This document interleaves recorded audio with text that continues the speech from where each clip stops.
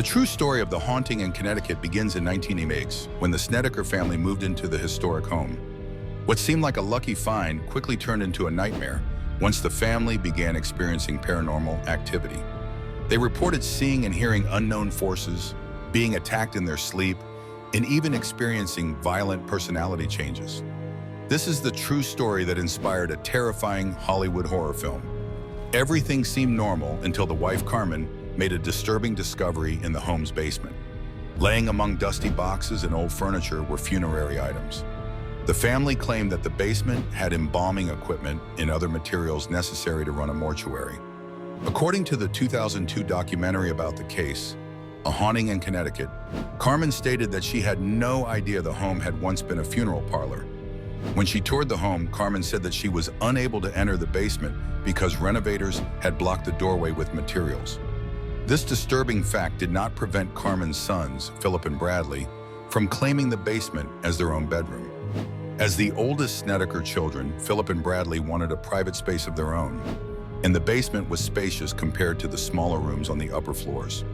Philip and Bradley reportedly slept in the casket display room down the hall from the embalming room. In addition to mortuary equipment, the Snedekers also found images of the deceased on the property.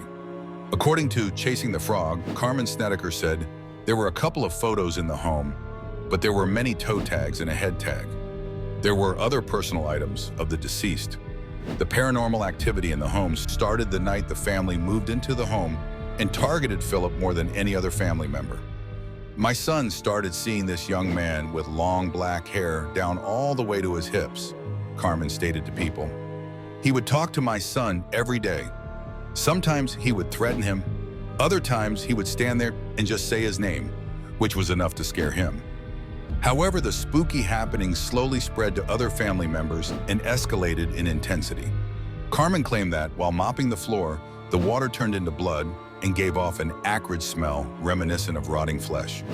With such strong indications of paranormal activity, the Snedeker family contacted Ed and Lorraine Warren, two paranormal investigators, as well as a priest to do an exorcism on the house. On September 6, 1988, a priest performed an exorcism on the house, and the family reported that the paranormal activity suddenly disappeared. Later that year, they moved out of the house and never returned, thus marking an end to the supposed true story of the haunting in Connecticut.